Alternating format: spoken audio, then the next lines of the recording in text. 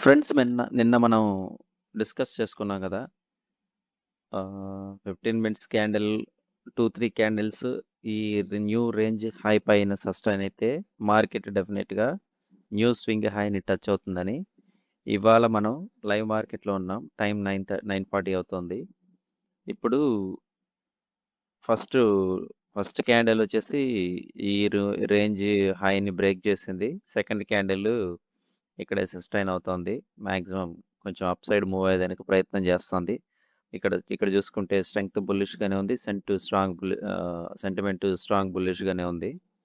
So, చూద్దాం ఇవాళ ఇది న్యూ స్వింగ్ హైని టచ్ అవుతుందా లేదా అనేసి ఒకసారి చెక్ చేద్దాం.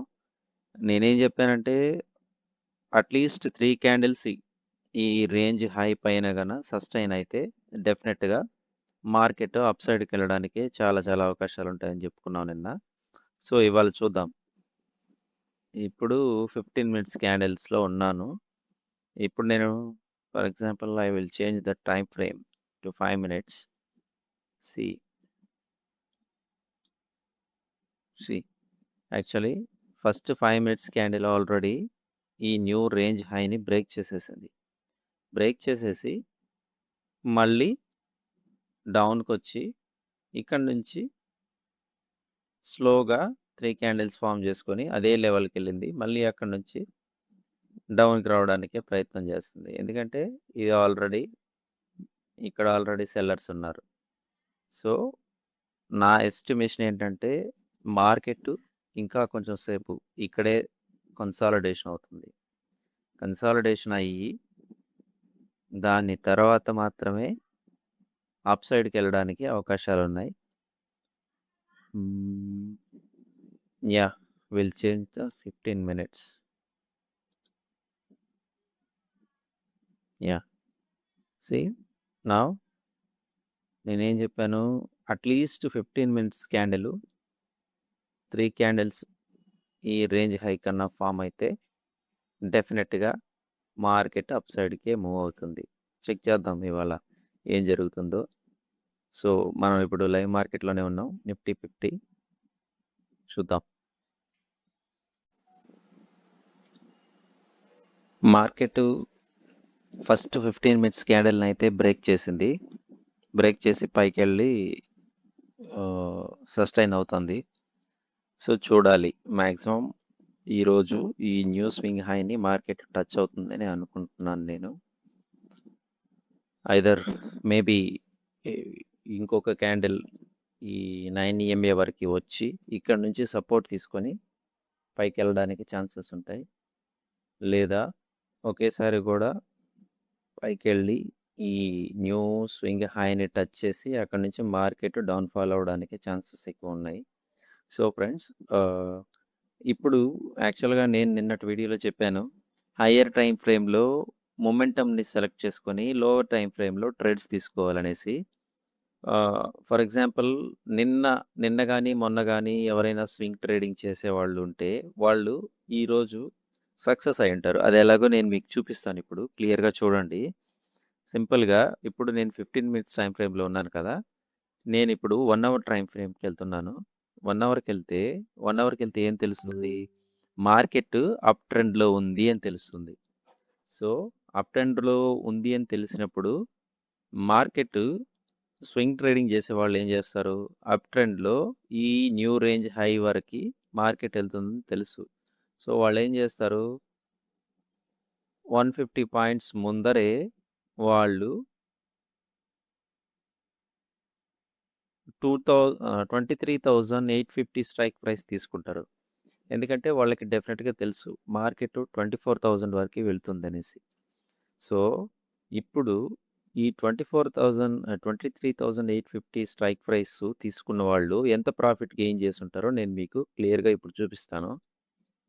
దానికోసం నేను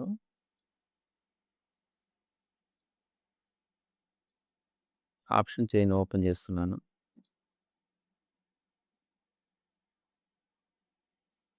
23,850 కాల్ ఆప్షన్.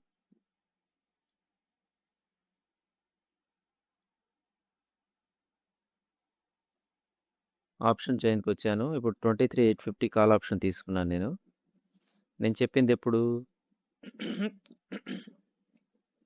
16థ్ సారీ 15థ్. 15థ్‌న ఎవరైతే 23,850 కాల్ ఆప్షన్ తీసుకుంటారో స్వింగ్ ట్రేడర్స్ వాళ్ళు ఎంత ప్రాఫిట్ గెయిన్ చేసుంటారనేది నేను మీకు చెప్తాను. ఇది టైం వచ్చేసి 3 గంటల 15 నిమిషాలప్పుడు.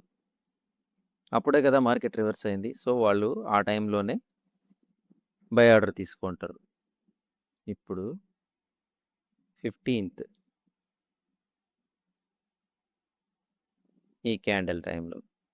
ఇక్కడ, ఇక్కడ వాళ్ళు బై ఆర్డర్ తీసుకుంటే సపోజ్ వాళ్ళొచ్చి రూ. 220 తీసుకుంటే ఫర్ ఎగ్జాంపుల్ ఇక్కడ మీకు మార్క్ చేస్తాను లైన్. స్వింగ్ ట్రేడర్స్ ఎలా ట్రేడింగ్ చేస్తారని మీకు ఒక ఎగ్జాంపుల్ కోసం నేను చెప్తున్నాను. వాళ్ళు గనక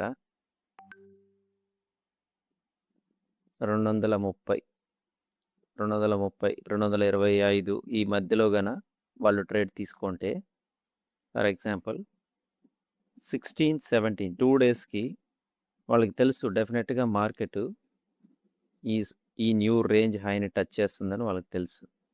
అంటే 24,000 వరకు మార్కెట్ వెళ్తుందని వాళ్ళకి తెలుసు. వాళ్ళు టార్గెట్ కూడా 24,100 పెట్టరు. 24,000 వరకే టార్గెట్ పెడతారు. సో, ఇప్పుడు ఎంత ప్రాఫిట్ గెయిన్ చేశారు? 80 రూపీస్ 290. 220, 230 నుంచి 290 తీసేస్తే దాదాపు మాక్సిమం 60 పాయింట్స్ గెయిన్ చేశారు. 60 పాయింట్ పర్ లాట్ 60 పాయింట్స్ అంటే మీరు ఈజీగా క్యాలిక్యులేట్ చేసుకోండి ఎంత పెద్ద మూమెంటో ఇది. సో, ఎప్పుడు కూడా మనం హయ్యర్ టైం ఫ్రేమ్‌లో మూమెంట్‌ని సెలెక్ట్ చేసుకొని లోయర్ టైం ఫ్రేమ్‌కి వచ్చి ట్రేడ్ తీసుకుంటే ఛాన్సెస్ చాలా చాలా ఎక్కువగా ఉంటాయి మనం ప్రాఫిట్స్ తీయడానికి. సో, ఇప్పుడు చూడండి నేను 15 మినిట్స్‌కొచ్చాను. మనం అనుకున్నట్టే మార్కెట్ ఇక్కడ నుంచి రిటర్న్ అవుతుంది. ఇది ఎక్కడి వరకు రిటర్న్ అవుతుంది? 9 ఈఎంఏ వరకు ఖచ్చితంగా మార్కెట్ వస్తుంది. 9 ఈఎంఏ వరకు వచ్చి ఇక్కడ నుంచి సపోర్ట్ తీసుకొని మళ్ళీ న్యూ స్వింగ్ హై దగ్గరికి వెళ్ళడానికి ప్రయత్నం చేస్తుంది. వన్స్ ఈ న్యూ స్వింగ్ హైని మార్కెట్ టచ్ అయింది అంటే ఇక్కడ నుంచి institutional sellers, banks, hedge funds అందరూ స్మార్ట్ మనీ అందరూ ఇక్కడ నుంచి మార్కెట్‌ని డౌన్ సైడ్‌కి పుష్ చేస్తారు. ఎప్పుడైతే డౌన్ సైడ్‌కి పుష్ చేస్తారో మనం ఇక్కడ క్యాండిల్ కన్ఫర్మేషన్ తీసుకొని వాళ్ళతో పాటు సెల్ సైడ్ ట్రేడ్ తీసుకుంటే మనం వాళ్ళతో పాటు ఈక్వల్‌గా ఎక్కువ మొమెంటమ్‌ని గ్రాబ్ చేసుకొని ప్రాఫిట్స్ ఎక్కువగా తీసుకోవడానికి అవకాశాలుంటాయి. ఆ టైంలో మనం ట్రేడ్ తీసుకుంటే స్టాప్ లాస్‌లు హిట్ అవ్వవు.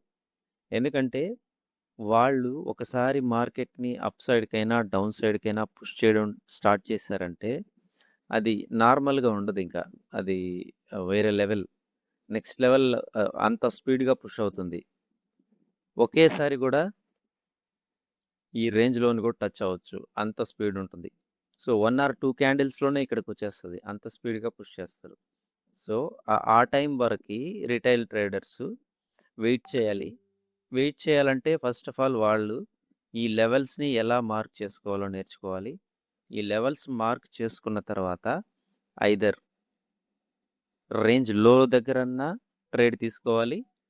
రేంజ్ హై దగ్గరన్నా మార్కెట్ రివర్స్ అయినప్పుడు ట్రేడ్ తీసుకోవాలి. మధ్యలో మాత్రం ఎట్టి పరిస్థితుల్లో ట్రేడ్ తీసుకోకూడదు. ఈ ఈ ఈ ఈ గ్యాప్‌ని మాత్రం ఖచ్చితంగా అవాయిడ్ చేయాలి. సో, ఇది గనక నేర్చుకుంటే ఫ్రెండ్స్ ప్రైస్ యాక్షన్‌లో ఇది చాలా చాలా ఇంపార్టెంట్ కాన్సెప్ట్. ఇది ఎవ్రీ డే వర్క్ అవుతుంది. ఎందుకంటే మాక్సిమం 3 స్ట్రాటజీస్ ఉంటాయి. ఒకటి అప్ సైడ్‌కెళ్ళినప్పుడు అప్ సైడ్ నుంచి డౌన్ సైడ్‌కి రావడానికి మార్కెట్ ప్రయత్నం చేస్తుంది. లేదా డౌన్ సైడ్‌కెళ్తే డౌన్ సైడ్ నుంచి అప్ సైడ్‌కెళ్ళడానికే మార్కెట్ ప్రయత్నం చేస్తుంది.